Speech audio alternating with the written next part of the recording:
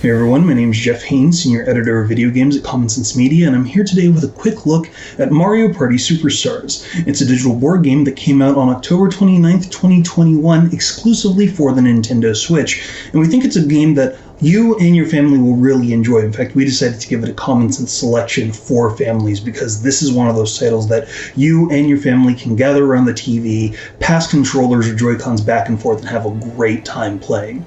We're also going to do a little bit something different with this particular title because we're going to show you a full playthrough session of one board game from, say, the start of the game all the way up through maybe about a quarter of the playthrough.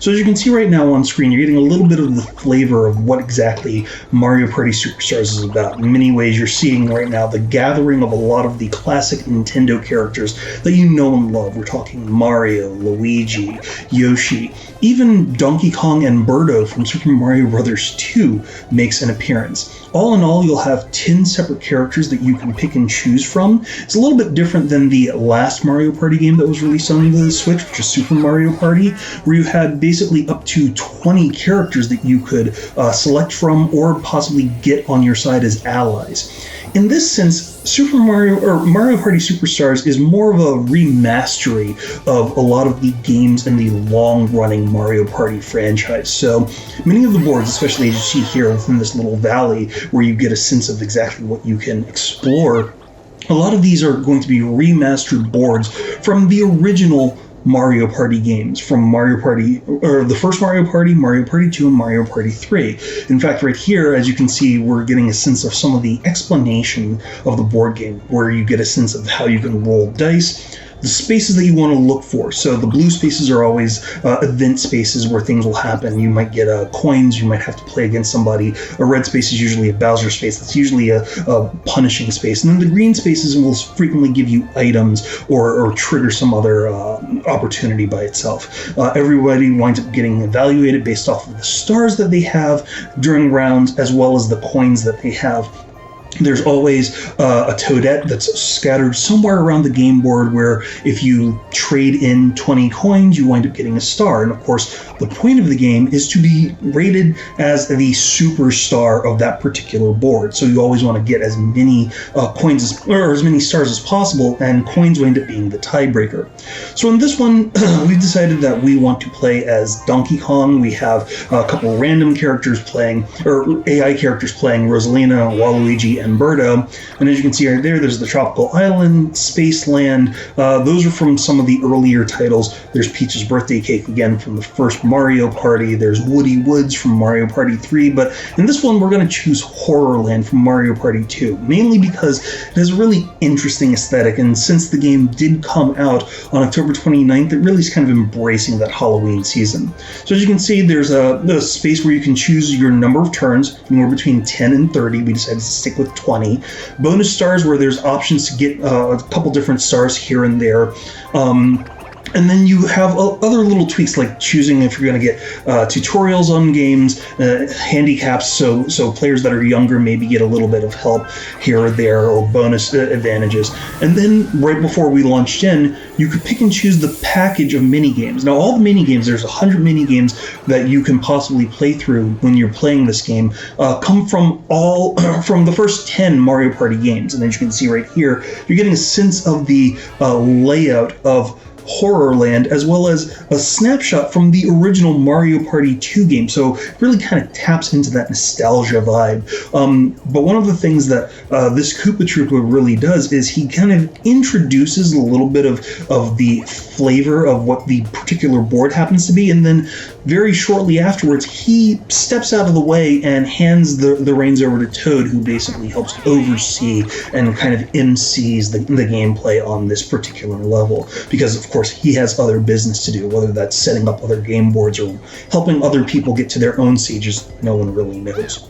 Either way, though, you basically have the option to get kind of a walkthrough by Toad of what's going on this particular board. Horrorland has a really interesting tweak where you have day phases and night phases, and those actually change some of the mechanics of the game. As you can see on screen, if it's night, sometimes the womps will just sit down and block your progress, whereas during the day, you can pay them coins and they'll move out of the way, allowing you to possibly take shortcuts. There are also these little eyeball spaces, which will help you teleport frequently by having eyeballs pop up and chase you from one side of the board to the other. But regardless of whichever board you have, and all the boards have their own little tweaks there, to start off the board, you wind up rolling dice to see who goes first. Of course, we were lucky enough to roll the highest die, so we wind up getting the turn order first, and then everybody else gets their turn appropriately. You also get 10 coins to start with, which is really nice because in some cases you might wind up landing on a shop square and purchasing items, and I'm sure we'll see a little bit of that in a little while. But of course, right here on screen, you're also getting the sense of where the first star is. Of course, that is the main goal, is to get to Toadette and purchase a star with the coins that we have. And of course, we'll get more coins either by landing on event squares or competing in mini games, and we'll see that very shortly. So everything's pretty much ready to go.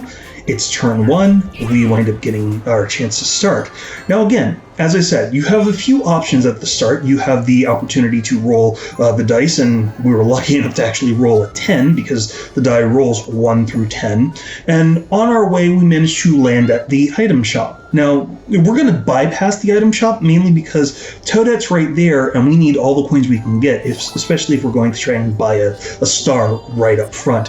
Obviously, of course, as you can see in the menu, you could possibly use an item if you got one, or if you landed on a square like Rosalina did. If she got one of those other items, she could automatically select that on the next turn, possibly allowing her to move faster, roll more dice, possibly hand somebody a curse dice, which limits the amount of movement that they have, etc., etc. And as you can see right here with Waluigi, you have that opportunity to pick and choose whichever tasks you want to do. You can only hold up to 3 items at any point in time, and if you wind up having more than that, then you wind up discarding that item at that particular moment. So you kind of have to gauge whether or not you feel like you really want to spend that money or not. In fact, Birdo decided to get a chain chomp, which specifically moves Toadette around the board in many ways. Wherever she happens to be at that moment, if a chain chomp is used, she winds up fleeing to a completely different spot on the board. That can be useful, especially if a competitor seems to be getting closer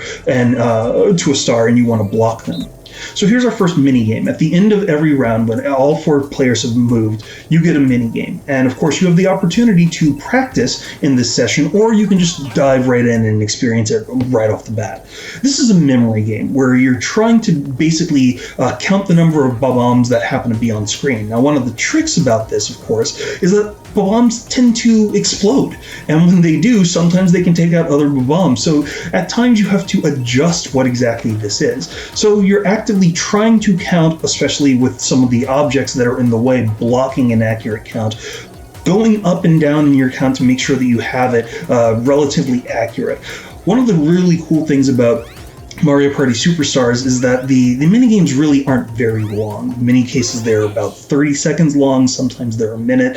The most that a game will possibly go is about 3 minutes if you're having a really pitched battle back and forth. But that's really nice because it keeps battles really quick, it keeps the action really focused on, getting the minigame handled and done and back to the game board where a lot more of the interaction, the motion of what's going on for the entire game is settled. As you can see right here, we're on to turn 2, and we're about to get our first star, which is of course key because Toadette is right there. No matter what we roll, and we're rolling extremely well, which is one of those things that really kind of is an equalizer.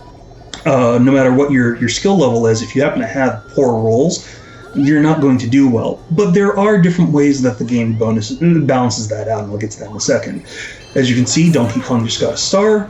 Toadette decides to fly off to a different place to make it a little bit more challenging and a little bit more fairer to everybody else, and you now have an idea of where she is. One of the other menu options that you always have is the ability to see a map of the board. So as you're moving along, if you wind up coming across to a shortcut or whatever, you can always evaluate what path you need to take. This is one of those other event spaces on this particular board itself, which is the Koopa Bank, where everybody has to donate 3 coins as they pass that space. Now, if you happen to land on that space specifically by rolling a die count that stops you on that space itself, you get everything that's included in the bank, and that Koopa Troopa pops a little streamer and celebrates the fact that you wind up getting all the money that happens to be in the bank. So this is one of those path choices I was just talking about, where you could pick and choose which shortcut. We could have paid off that Womp and taken a different route, but in this case, I was trying to make that decision about going to the item shop because I had a feeling, count-wise, that I could land on this lucky space and hopefully get an item. I didn't. I got coins. That's fine, because in many ways that just means that I'm half of the way through to getting another star, especially if I wind up doing very well in the next minigame. One of the things, as I was mentioning, of course, is that you're trying to evaluate what you can do. And some of the boards, the Toadette just stays in the exact same space. So you're really kind of hoping that you're rolling very well and getting around the board as quickly as possible. As I mentioned, the game has a certain amount of parity because as you start to get towards the end game, the overall title will stop. There will be kind of like a commercial break, as you will, where Toad will kind of look at the standings, look at how many stars are there, who seems to be doing better or worse, and then we'll have a guest, somebody that happens to have been on the board, like one of the Toads in the shop or one of the other characters pop up and give their thoughts on who they think will win. Then they'll actually get a star or an extra item to balance things out. So as you can see, one of the interesting things about Horrorland is the board switched over from day to night. So the Womps now are sitting down, they're blocking things, and we're going to go into that once we finish this minigame. Now this Shy Guy Says minigame is both a memory game, but it's also a fast reaction time game, where you're trying to pick and choose which one he's going to pick, whether it's going to be the left flag, which is right, or the right flag, which is or the left flag, which is red, or the right flag, which is white. Even I could trip up on saying what it is while I'm trying to give this video presentation, but one of the things, of course, is you're trying to make sure that you respond to him fast enough, because if you don't, he will cut you free, and as you can see, it just happened to Rosalina and Birdo, they just float off into the distance. The speed will wind up accelerating here and there, so a lot of times it's based off of your reaction, and if you can kind of outsmart the computer in some cases, or the other players, that's where a lot of the challenge can be, especially if you happen to be playing with your family. In fact, during a few sessions when I was playing with my family, it was a huge rollicking time where we had no idea which minigame was going to pop up, and then all of a sudden it became just this heated battle, especially because sometimes you have these 4-player minigames, sometimes it's 1 versus 3, where one person gets a major advantage over everybody else, and the other 3 have to contribute by themselves. Just to take a quick pause, this is one of those moments where you can use the map board to see if you want to take a warp from one side of the map to the other or not. As you can see, I took a look at the map to see where exactly Toadette was in relation to that warp space, saw that it really wasn't very important or even beneficial to me to take the warp all the way to the beginning when I'm very, very close to getting a second star, and I bypassed it. Anyway, going back to some of the mini games, there are a lot of different ones where you have team play, where it's 2v2, where 2 characters are paired up with each other at random to participate in a team building kind of exercise. It really keeps you on your toes. There's very little when it comes to something where you can feel like you're ganged up on, and a lot of the mini games by and of themselves are basically you against situations that the computer sets up, like the counting game that I showed you. Some of them are memory games. But it's very fair, and in many cases, it's one of those things that you really don't have an idea of what it could be until it just randomly pops up, which keeps it a little bit more balanced for people also, because you can't memorize exactly what the layout happens to be. Those are also frequently randomized. Now, of course, here's a very important thing to showcase too. Birdo landed on a Bowser space. Now, remember at the beginning, I mentioned that the red spaces, of course, are always negative. Bowser here will always have some negative options. Now, whether that is playing a minigame, constantly giving him all of your coins, half of your coins, sometimes he will just penalize everybody, or he'll take everybody's coins and redistribute them equally among all the players. It's really kind of a toss-up as to what you're going to get from Bowser. But going back to some of the mini-games, as I mentioned, this is one of those 1 versus 3 mini-games where one player, as the one-player option, frequently gets a kind of an advantage. In this case, Birdo happens to be Bowser at the center of the pit, where they're trying to suck everybody down to the center of the vortex and stop them from gaining all the coins. The players on the outside, of course, have to try to escape the swirling pit at the center and grab as many coins as possible, or outlast the 30-second time clock to be successful. That is basically the point of the game. Of course, Birdo at the center, by swirling the map, they're also collecting coins too. So it's a multi-level, multifaceted mini-game, but it can end just as quickly.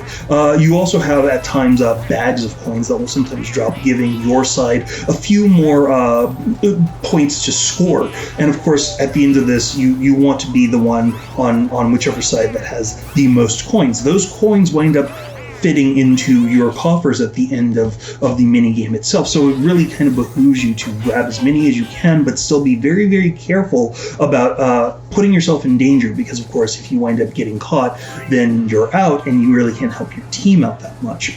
So we're moving on to turn 4. This is basically going to be one of the last turns that we'll have, but I'm going to mention this really quickly because one of the interesting things about Mario Party Superstars is it has basically what they call stickers. And stickers are a way that you can kind of announce what you think about a specific option. For instance, right here I'm at the Mystery Mansion, where I could turn everything from day to night, thereby stopping some of the womps kind of messing around with some of the other players, and that's one of the options that I chose to take right now. So I'm blocking people from being able to take advantage of some of the shortcuts. So with that, Kamek just turned day to night, and I have managed to, of course, run into another Koopa bank, and I'm going to just show off how displeased I happen to be with that sticker that just says, "What?"